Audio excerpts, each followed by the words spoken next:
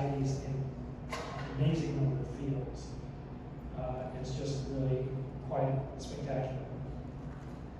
So I want to say something a little bit more personal. And most of the time when I've seen Gary's name in print, it hasn't had a middle initial. And so I looked it up today, and it's L. I don't know what L stands for. Lewis. Lewis, okay. I thought it should be S for sage. Because when somebody says sage on a stage, the image I have in my mind is Gary. And it's not just on the stage, it's also on the couch. Because I can't recall how many times during my time as dean I had a deep, serious conversation with Gary in my office, most of the time on that silly red couch that I used to have. And he would sit down, and the conversation would get serious and deep and thoughtful. And whatever issue it was, about a promotion case, about mentoring a young person in the marketing department, about things going on in the supply chain department, because he wore many hats, and most recently about the ISBN, and in particular its finances and its future. And that was a complicated set of issues, and we got to a good place, I think. And it was because of Gary's careful and thoughtful counsel that we got there. So I will leave you with, when I think of a sage, I think of Gary. So Gary, congratulations in retirement. I hope I have as much fun as you're going to have, I'm sure. And then we will keep in touch. Gary, thank you. And everyone, welcome. Chuck, thanks.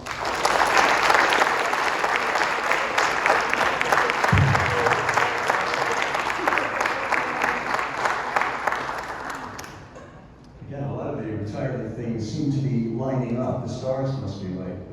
But again, one of the honors that we've had running ISBN is we've had 2 meetings a year for forever.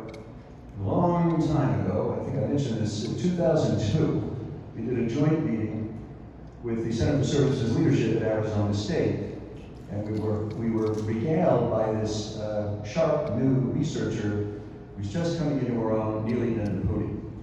Now, Neely was going to be here tonight, but Neely, as president of the university, gets tugged in a lot of different directions.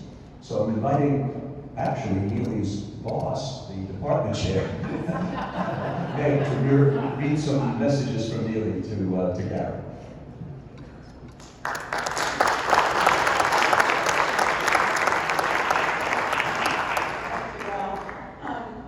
I have written comments from Neely, and I will try to channel her, and so please take them in that spirit. Gary, I wish you the absolute best in retirement. As a good university president, I think retirement simply means you will have more time to volunteer your wisdom and your counsel for Penn State. As someone who enjoyed, in quotes, your marketing, engineering, and to logics and models work, I cannot wait to see the algorithms you must have created on repurposing your time in retirement. I think of you as a happy warrior, never losing your zest for life and putting a smile on people's faces. The one thing that is not fun about my current job is how little control I have over my time. Unavoidably, I cannot be there tonight. We are so grateful to you, Neely.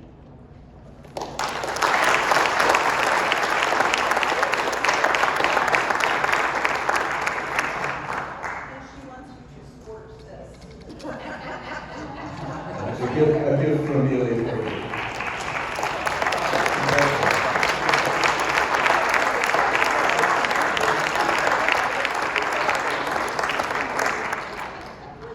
If you put this on, make sure.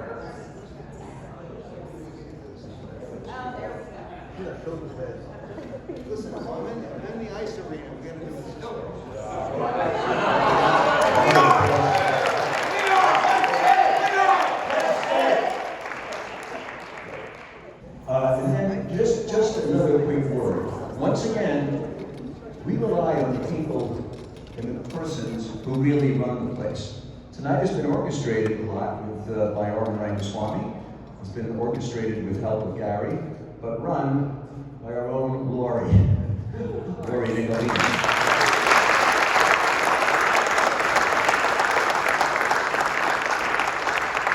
I don't know what we do, really, I don't know what we do without Lori. And Chloe Has the best view. It's a shame it's a little foggy out, but I think this building has the best view of Mount Nittany, which is our namesake there in the background. So thank you very, very much for being here, and it's getting underway. It's been my honor and pleasure to have worked together with Gary and ISBM for 25 years now, and I guess probably because I'm known as a bit of a ham. I got the job of coming here and being MC, and it's really quite an honor. So thank you very, very much. And again, thanks to Lori. So the real challenge that I was faced with, an unenviable task of just hitting the high points of Gary's career. And that's been difficult. Gary helped me, but it was still kind of difficult, you know, what to leave in and what to leave out. Chuck started with the word sage. And that's an interesting way to describe Gary. But when I have the honor of having dinner with Gary and Ronnie, okay, I always corner Ronnie to get her side and say, God, Ronnie, thank you for taking care of my friend Gary. She's doing such a good job. I think she needs a round of applause.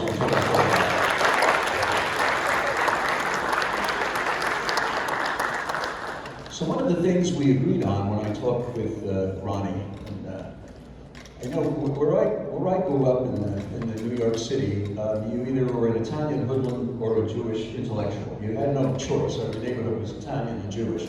And I learned about a word. I know that word fits Irv, but then Ronnie and I say this word fits Gary. And it's a description of someone, and in the Yiddish community, it's a mensch. And it's a good, strong word, and a mensch.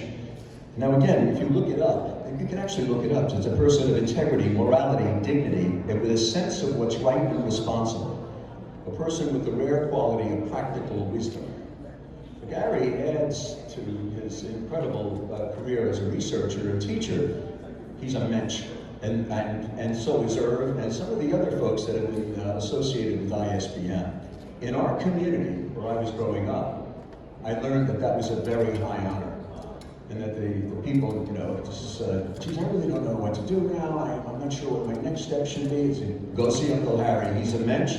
He'll sit down and talk with you, and he'll give you advice that, so I've grown up with respect for that. Now, in his role as mensch, Gary has had a hand in shaping many organizations that bring people together. I'll get that in a minute, but he's had a hand with shaping many professional societies. And these societies, as they come together, honor the people who help shape them with special fellows.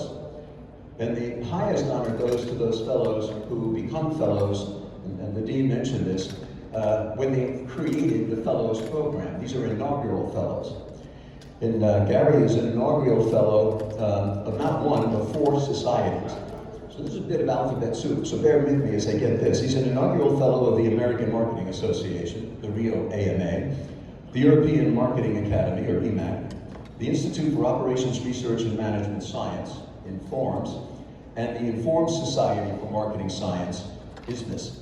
Okay, so he's got the inaugural fellowships from these.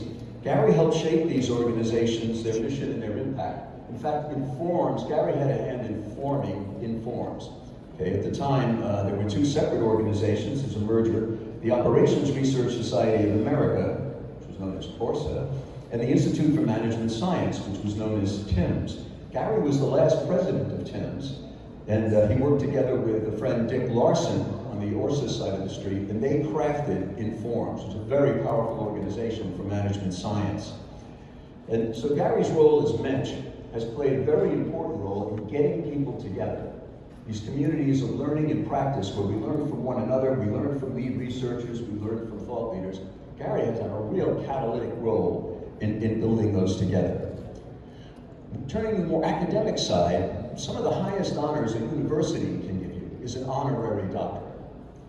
And Gary's been so honored 3 times, the University of Liège, the University of Ghent, and Ashton University. Okay, 3 of these.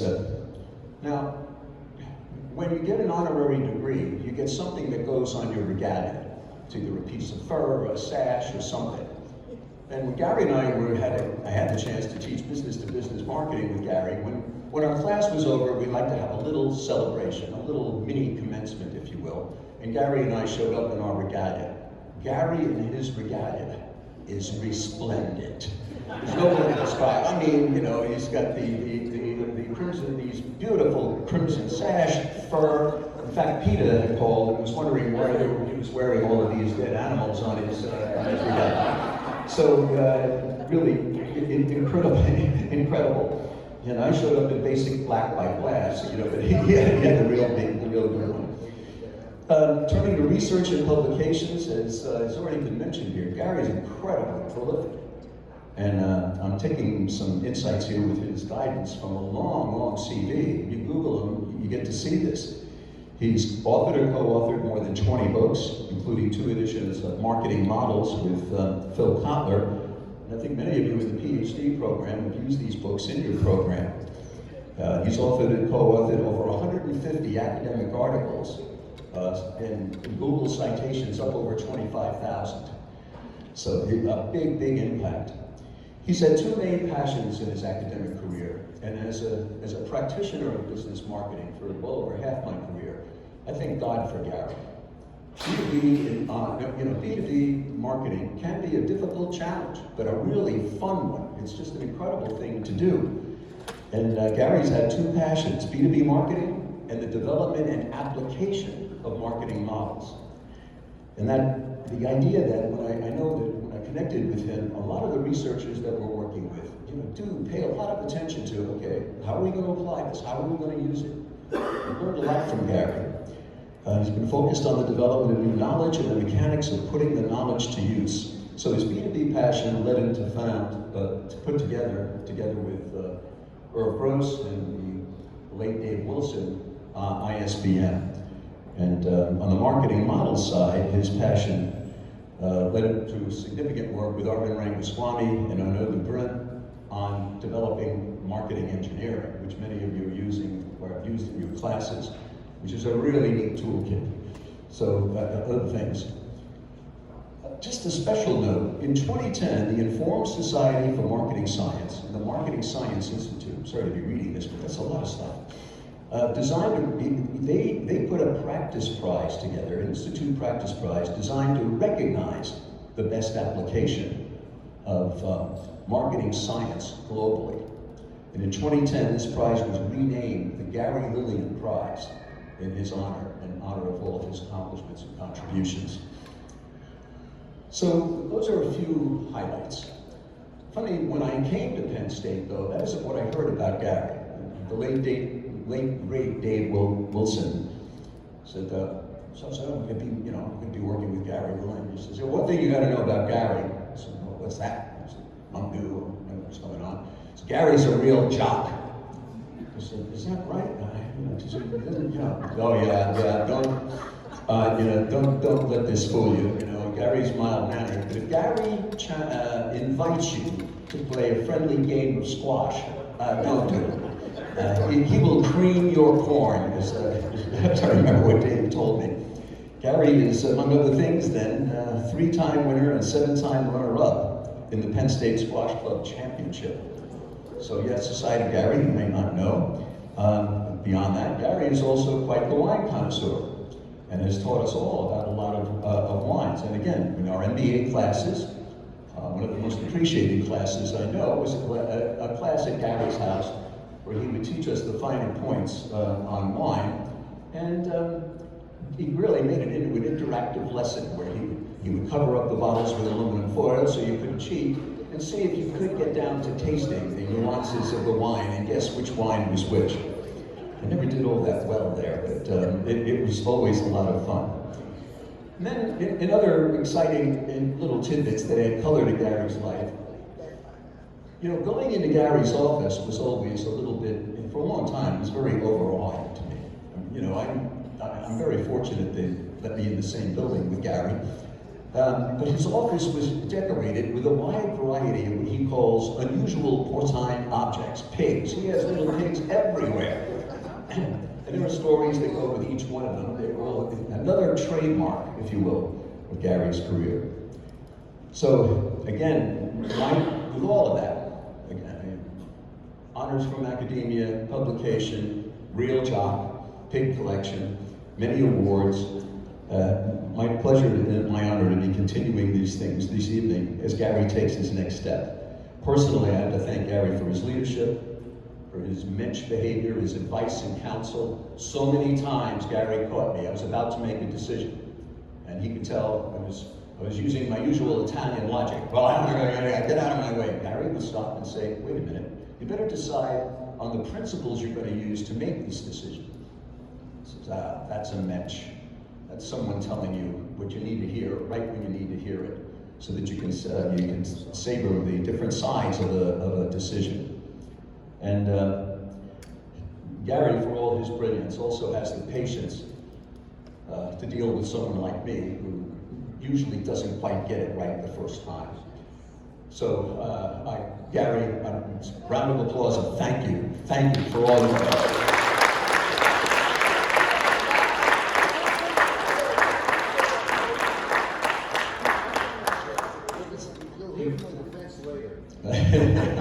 Very emotional. Okay, so to continue this evening, it's my honor also to introduce our leader locally, Meg Malloy, Professor of Marketing and the Marketing Department Chair, with some special recognition for Gary. So thank you, Ralph. Tough act to follow, but I wanted to just say thank you to all of you for being here. I look out on the crowd and I see so many familiar faces, former students, colleagues, ISBM faculty, affiliates, and leaders in the field, and I'm so grateful. So Gary, you brought us all together for a reason, and I wanted to just say thank you. Thank you from the bottom of my heart for your many contributions to Penn State. Being a Penn Stater, I really appreciate it. The marketing department, the academic community, and to me personally. Your brilliant mind, strategic insights into any problem, your listening ear during heart-to-heart chats about career and family, your capacity to poke fun at yourself, and I can attest, during COVID, he did show up in a Zoom happy hour with pig ears on. And I wish I had a picture of it. Your love of travel. That happened. Thank you. Your love of travel or a fine bottle of wine, and your love of two extraordinary women, Dorothy and Ronnie, will long be remembered by everybody. I find it hard to believe that you will ever fully retire, so don't be surprised if I call you when I need strategic guidance and sage advice, okay? So in honor of your retirement from the department, I'm gonna ask Holly and Sarah to come up with two gifts, and I'd like to ask you to come up to unwrap them. These are from the department, and I want you to read in particular one.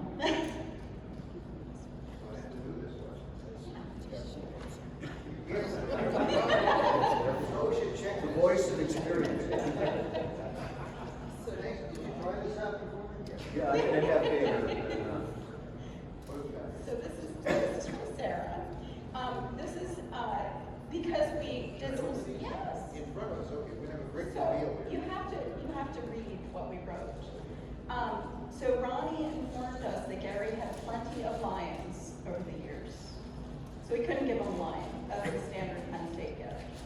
So you got something close, but not quite. Where's my assistant? Your able assistant. Okay. Are you ready? What is it?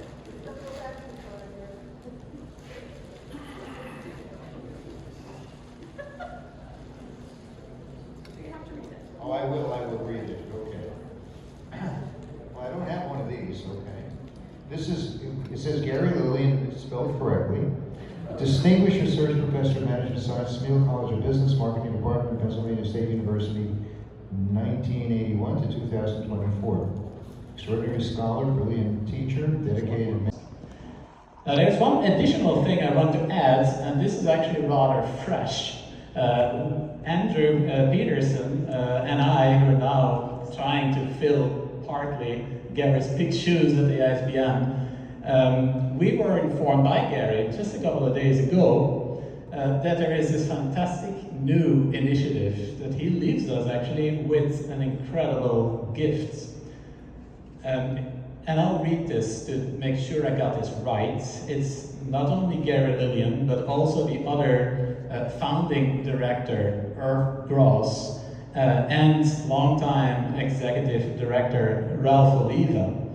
In recognition of over 40 years of the ISBM's continuing focus on the important missions of B2B knowledge creation and improving the practice of B2B marketing, the retired ISBM directors and founders have created the ISBM Founders Fund at Penn State.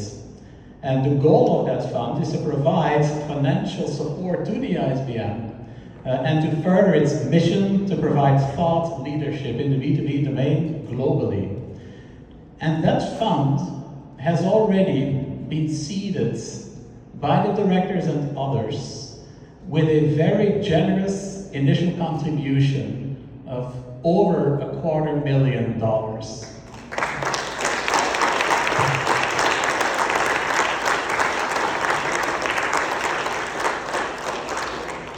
And that's truly incredible. I mean, that means we're in healthy waters with the ISBM, and now we can take tons of new, really initiatives. We need to start strategizing, Andrew, and get the help of many others to think on how can we best use this to accomplish ISBM mission.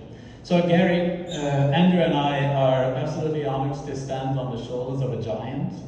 We understand you are retiring. Just for your information, we will just keep on inviting you to our research meetings.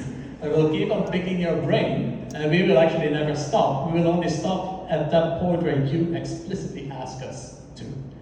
So thank you very much and congratulations. And I want to give you also in name of the ISBM, and this is from Andrew, Lori, and me, a gift that we think you will appreciate. You may want to open that one too, perhaps.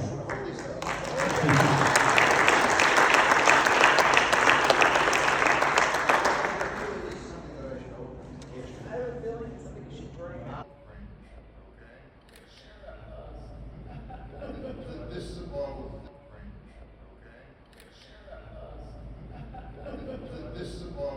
a bottle of Grange on Hermitage. This is those of you who know wine. There are 6 or 7 what the French would call first growths north of the equator. There's only one south of the equator. This is the best wine in south of the equator in the world. And I know what it is, and Ronnie will attest to the fact that if I let my brother-in-law know I have another one of these, because I gave him one for I guess it was their 25th anniversary, and every year my brother-in-law has been nagging me, when can we open another bottle of Grange? I said, you drank the only one you're ever going to get in your life. So, Ronnie, don't tell Rob. Thank you so much.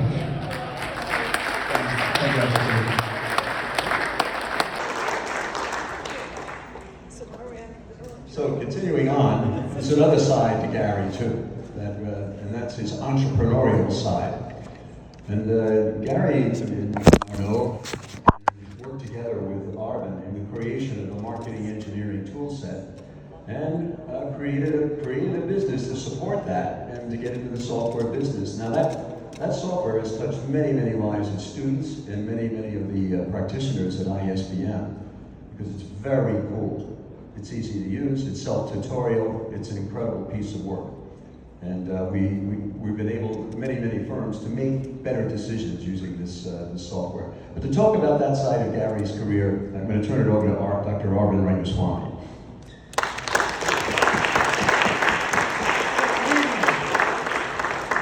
It's a sweet, bitter day in some ways, because every day I've been at Penn State, Gary has been on our faculty, and that's been a treat. And now I have to reckon with the fact that he will not officially be my colleague by the end of this month. But there's thankfully another role in where we have been close together, and that's the company Decision Pro, of which he's the president, reluctantly, I might add. But we have kept him as president all these years. And he's thankfully not said he's going to retire from that. So hopefully he will still be tethered to us, and we will pick on his brains and his insights, more importantly his wisdom. Now, a lot of people have already talked about his academic accomplishments. It's quite amazing. There is not a single award in marketing that he has not won. And there's no institution with which he has been affiliated that hasn't in some way recognized what he has done. I'm not going to go into those things.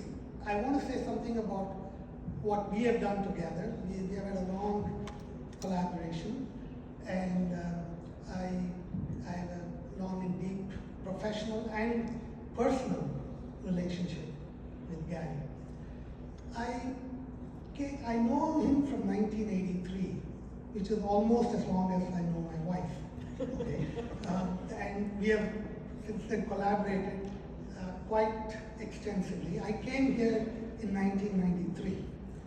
And in the fall of 1993, we started working on marketing engineering. It's something we just wanted to do to get students to engage more with marketing analytics. And so we conceived this in 1993. We sort of released it to the world in 1997, and today it's a very stable adult, 25 years later, and it has a life of its own. Now it turned out that because so many other people wanted it, and Ralph and many others at Penn State, we couldn't figure out how to structure this within Penn State, we set up a company, reluctantly. So we are reluctant entrepreneurs, 1997. And the company has grown, and it's been profitable from day one. Although we teach marketing, we never did any marketing ourselves for the company, maybe until recently. And in the last few years, Arno has joined us, and he is taking us to the next stage. So marketing engineering was one new product we released to the world. But it also turns out I collaborated with him at last count 15 research papers. So that's 10% of the 150 you've written together. And with several colleagues, some of whom are here.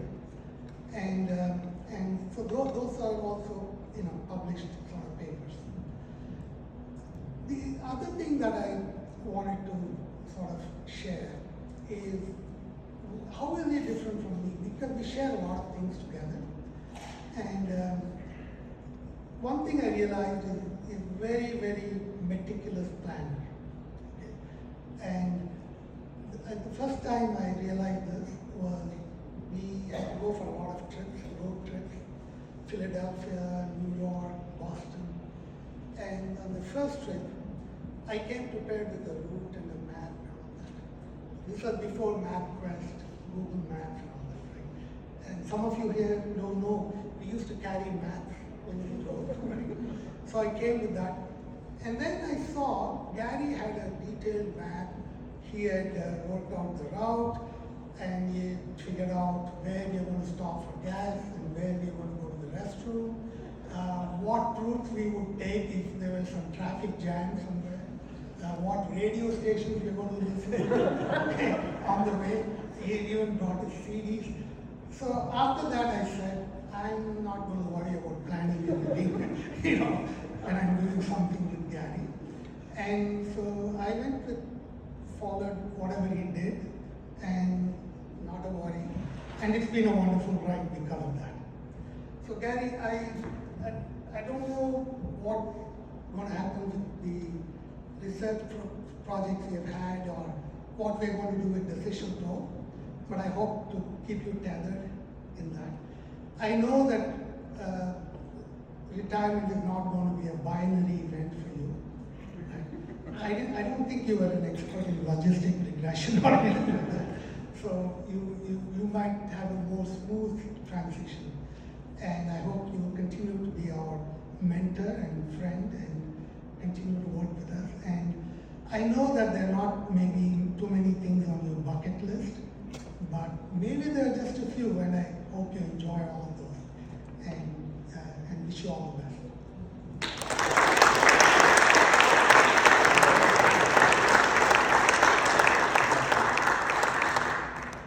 You know, there so many different sides to this, but one of the neat things about being here this long and working with Gary and so many of you is watching children grow up.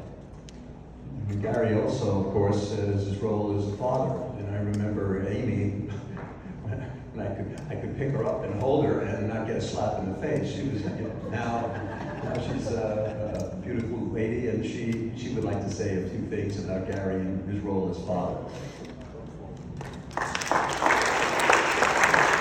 Okay, we're hoping for me to be very, my dad is so awesome, and and as for the pigs, those are my fault. So 40 plus years ago, when my dad told me we were moving from the greater Boston area to State College, Pennsylvania, where's that again? I was less than thrilled. I remember him telling me that Penn State was offering him a chaired professorship. Now, mind you, I was 10. I was like, what does that even mean? Why was he getting a chair? Why was this a big deal? Nevertheless, off we went, my ever-supportive mother promising me that it was for the best. And little did I know then the opportunities this move would afford all of us. The new job at Penn State allowed Dad to focus on what he really loved: research, making connections, and mentoring grad students. His students, especially the younger ones, I think somebody mentioned those visits at the house with the wine tastings. They looked up to him with a mixture of respect and fear. I vividly remember him holding a party for his students at our house when I was I was in high school. And one of them came up to me and said, "Aren't you afraid of your dad?" I looked at him and I was like, "Who, him?" Now, little did the students know that along with being the great Gary Lilien, he was also in charge of things like teaching me to shoot rubber bands and how to spit watermelon pits for distance. Along with his research, I had no appreciation for all the amazing places we would go due to the generosity and flexibility of his position at Penn State. From Belgium to Israel to Australia, we traveled around the world, seeing new places, meeting new people, and most importantly, making long-lasting friendships and connections, not just for him, but for me and my mom and my husband, and ultimately even my children. So Dad traveled so much that when Glenn and I got married, we had to check to make sure that he would be in the country before we chose a date. Now, as it happened, lo and behold, the big marketing science conference was, and Dad had to correct me on the exact place, was scheduled for Syracuse, New York, the year we wanted to get married. Huzzah!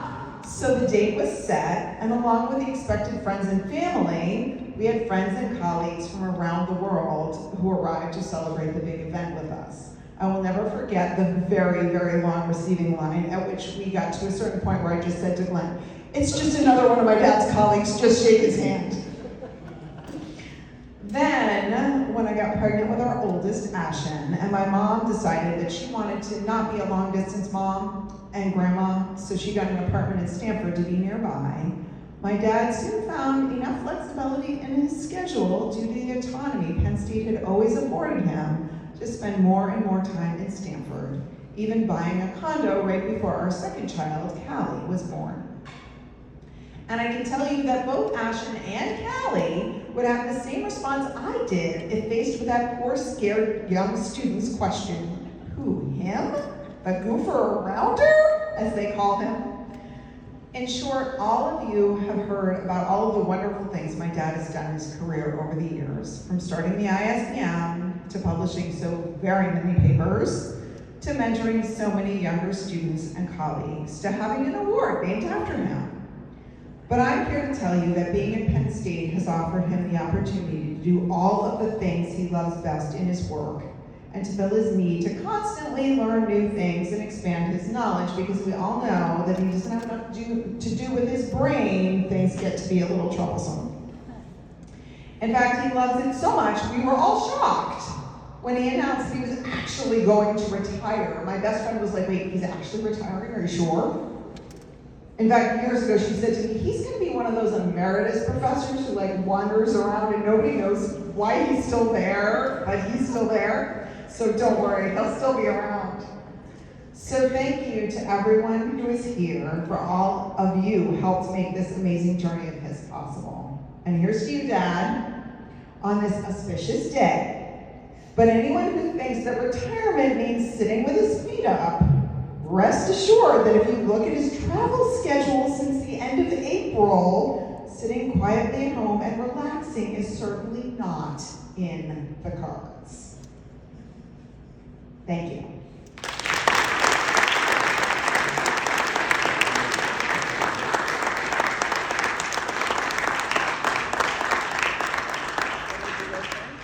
Okay, now for our guest of honor. It's my pleasure to be introducing friend, mentor, and someone who has found, like my wife, the strength and patience to put up with me for quite a few years. My pleasure to introduce Dr. Gary Lilien. I was introduced earlier, so I don't think I made the second one of these. This is a hard act to follow. And after remarks like these, you know, you'd think that I have nothing to say or to add. Well, if you thought that, you're wrong. Okay? And also, you know, I think if you listen, when I'm listening there, you think that the person who's being described there really has some clear plans for his or her career. Well, if you did that, you're also wrong. Because if you think about it, the expression goes, people plan and God laughs. I think the more technical version of that comes from Mike Tyson, which says, everybody's got a plan until you get punched in the mouth. So I think of my career, you know, I'm going to do a little bit of retrospect, you know. Listen, I got you guys here, you're locked in. You're not getting out of here until I'm done, okay? So I may go off a little bit. But you know, what I wanted to sort of reflect on, because I was reflecting on my career, I think that's what this is about. And you know, again, the idea is there a plan here? And I really don't think there was. I think it was more serendipity, but also how does serendipity interact with whatever your interests are, etc. So I'm going to share some experiences from my career and then see how that may fit into some principles that maybe some thoughts that I can leave with you. And I tried not to make this too long, but maybe we'll have a couple laughs as well. Anyway, I studied to be an engineer, okay? And I went to Columbia, I was in engineering school, I was in a master's program, and planning to go to a PhD. It was 1968. Now, that was the beginning of the uprisings on campus, Vietnam War, etc. So you know, when I'm looking at what's going on at Columbia now, that was what it was like when I was there in 1968. Now, the 1968, I was planning to continue. I was finishing my master's program, planning to go to a PhD program. I had a low draft number, so I was going to, you know, I was draft bait at that point. But in any case, I just accepted an offer for a job, a summer job at Mobile Corporation in the operations and sort of corporate OR department. And during that job interview, I learned that everybody in that department had a draft deferment. God knows why. But Mobile had a smarter set of lawyers than the government did. So they got everybody there drafted for me. So I asked them, they gave me a summer job. I said, what about if you hire me full time? They said, terrific.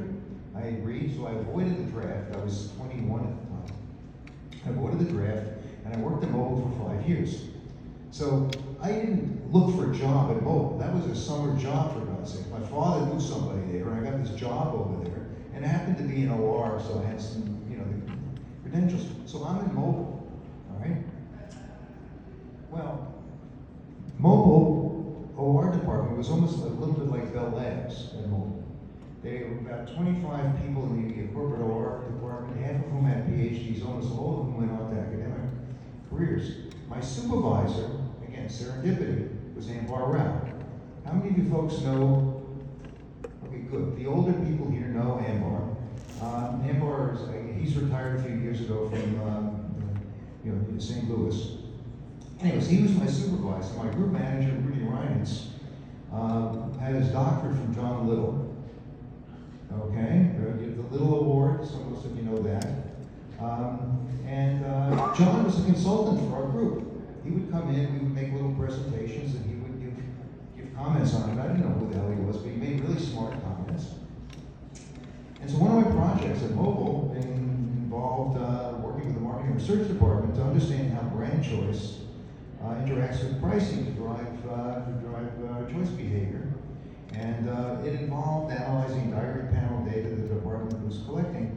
So I looked at this, and I had a couple of other possible projects. I figured, why don't I get a project with Mobile and turn that into a dissertation? And there was some other stuff that was not at all related to marketing, because we did work in other areas. This one, in any case, I thought the data and the model that I had in mind could be the basis of a dissertation. Now, I'm like 24 years old at this point, and there was nobody in the engineering school who knew anything about stuff like this. But, because it was in the area of stochastic models of buyer behavior. However, one of the world's experts in this area I found out when I did a little literature review was a fellow named Don Morrison, but he was in the business school. Anyway, I invited Don to lunch. I gave him like a 2-page outline of what I planned to do, and asked if he'd act as my dissertation advisor. This is a little different than I think most of the folks that you've gone through with your dissertation process. So Don looked at it, and we chatted a little bit. And, if you speak to Don, though, he'll tell you, I didn't ask him, I told him that he was going to be my dissertation. But anyway, that's what parents and children have to do. Anyway, I asked him, that's my version, I asked him whether he would be my dissertation advisor, and he agreed. So I was Don's second PhD student, and to this day I call him Dad. He calls me second son. Anyway, I defended my dissertation about 8 months later, and I think I met with Don perhaps a half a dozen times between then. Now, let's pull back for a second. This sounds odd, doesn't it? Now, I was working full time. I didn't know what a PhD program was about. I figured I worked out with the idea with an advisor is you come in with something and they give you advice. So I figured an hour of his time every few months was plenty. In any case, I defended my dissertation about 8 months later. And then the other thing was that I hit the age of 26. Now, those of you who are old enough knew that once you hit 26, you're no longer draft eligible. Okay, so I realized I skipped the Vietnam, I was draft eligible. I skipped the Vietnam War, but now I could determine whether I wanted to either stay at Mobile, having a good job there, or maybe try out academia. So in any case, I asked Don whether or not what he thought, and he said, I think you'd be successful in academia. He said, so why don't we pick out a few engineering schools? I was in the OR department. I was in an engineering school. So he said, what engineering school do you think would be good for me? He said, yeah, what you're doing is probably better in a business school. So, and he said, there are only a couple of business schools. In fact, he said, there are only 2 schools that would be appropriate for you. And he contacted these 2. I went on interviews, and one of them was MIT, and I got an offer from him. And maybe that had to do with the fact that John Little happened to be a dissertation advisor for the guy who ran my group at Mobile. I wasn't thinking even of going into the business area, etc. So anyway, So I get a job as an assistant professor in the marketing area for us at the Sloan School.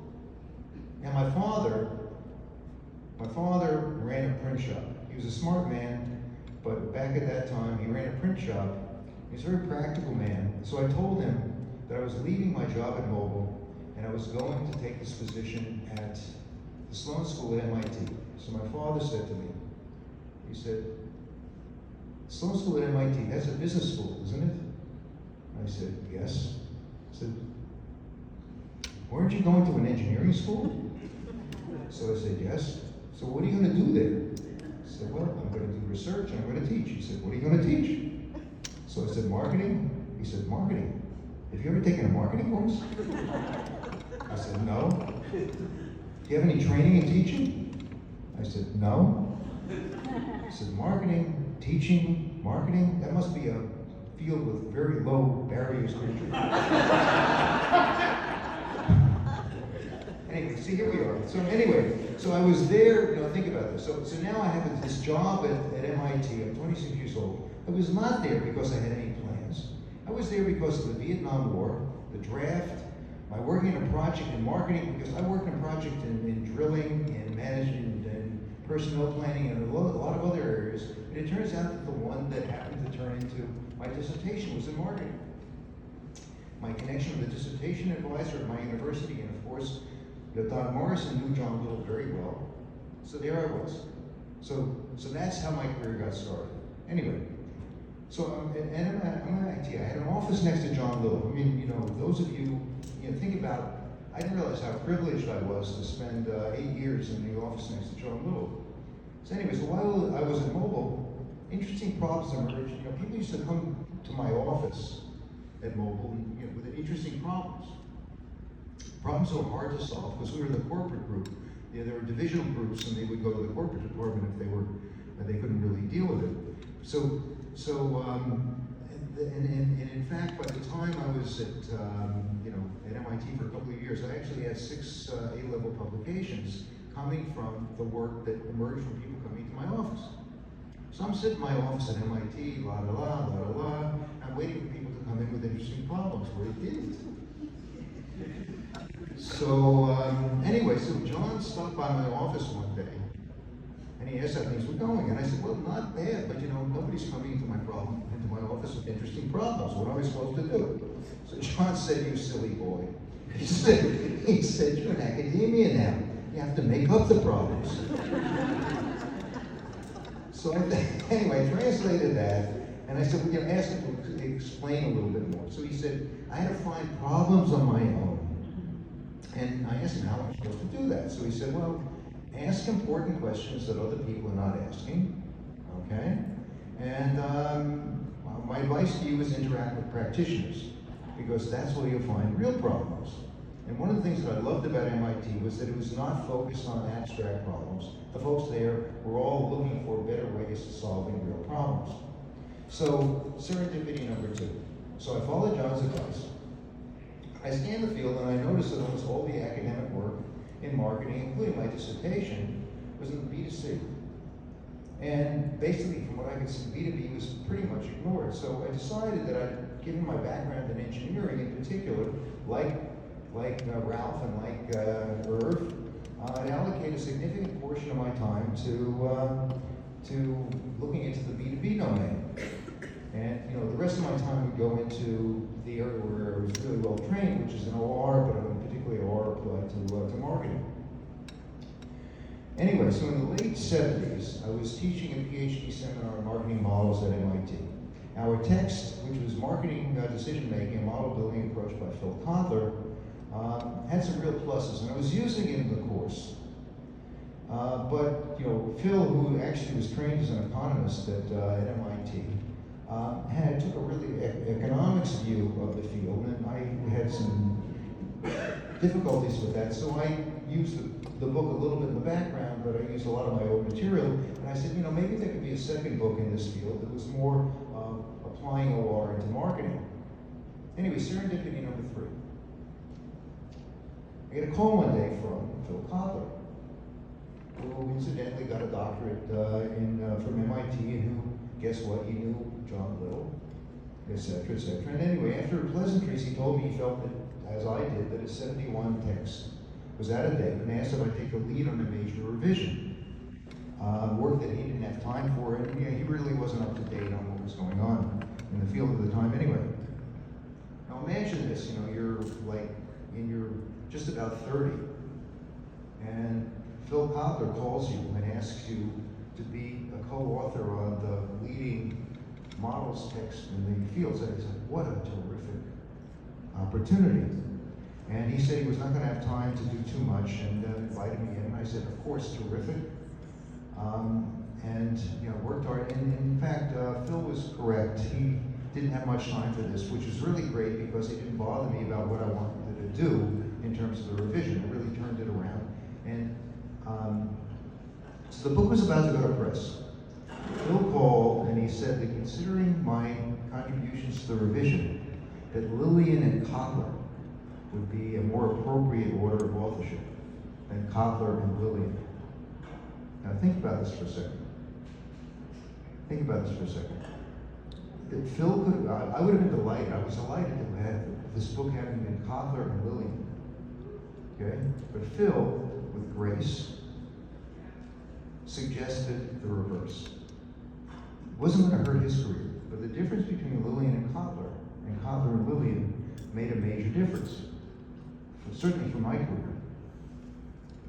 And we heard a little bit yesterday about the impact of this book. In particular, I know several of you have indicated that this book was a major hurdle that had to be crossed in order for you to get your doctorate, and Neely pointed that out as well, that she had to fight the barrier of getting through this book. In any case, reflecting on grace and generosity, I was stunned and enormously grateful to Phil for doing this. And that's one of the kinds of things that I want to try to pass on as something that you can do, the things that you can do to help others that don't cost you that much. It's not a bad thing to do. So this is gave my career a huge boost, but again, the whole thing was really serendipity. Anyway, so as an associate prof at MIT in 1980, I got a call from Paul Rigby, who was associate dean here at Penn State. And he said that I had been recommended for a unique position, which is research professor of management science. I'm from New York, okay? In New York they have this expression, why are people always in New York look so grim? Because the light at the end of the tunnel is New Jersey. You don't go there. You don't go there. Okay, so now you got to go through New Jersey to get to Pennsylvania. So you give you some idea about how often I come here. So anyway, I have no idea where this thing was, and I was recommended again for this position, and I was asked to think about what I would do if I had a position that really did not have the kind of structure that most academic positions have, which is a formal teaching load and this and that. Teaching load would be flexible. I'd have my own administrative assistant and separate research fund, etc. And I could teach what I wanted when I wanted. So I told the research committee that really I had two interests. One was in the B2B domain, and the other was in the application, implementation of marketing models. Apparently they thought that was not a bad thing to do. So I got a position, and as most of you were here yesterday, so you heard the whole story about the evolution of the ISBM, and I'm going to repeat that here. And things worked out really, really quite well. So if you will, sort of serendipity number 4, I was offered and accepted the Penn State position, and I'm still here. Serendipity was that Dave happened to be here, and Irv couldn't find, where's Irv? Oh, there you go. Irv couldn't find any better place to get this thing started, so we got it started here. And, if it weren't for the actors at that time, this wouldn't have happened. SBM wouldn't have happened. The whole situation wouldn't have happened. Arvin talked a little bit on the marketing analytics side, but again, think about that. I was interested in the challenge. By the way, after I wrote this marketing models book, I said, this is terrific. I got all the marketing models in one place, and I tried to teach it not to doctoral students. It was a dumb idea. And I said, they need something, they can't read these mathematical symbols and stuff like that. They need something more to do it. So I wrote a couple of books. This is when PCs were just coming in, and we had spreadsheets. So I wrote one little book, which is marketing analysis for Lotus 1, 2, 3, and then another one with marketing management with spreadsheets. But it's really Mickey Mouse stuff. I didn't really know how to turn the more sophisticated models into something that would be usable. But I know somebody who could, and that was Arvind. And so I went after Arvind like a football recruiter, which I learned about here. And I said, you gotta come to Penn State, and we gotta work on trying to translate all this stuff we've been putting in the journals and turn that into some tools that we can use. So when we reach the limit of our ability, then comes Arno. How did we get together? This again is sort of serendipity.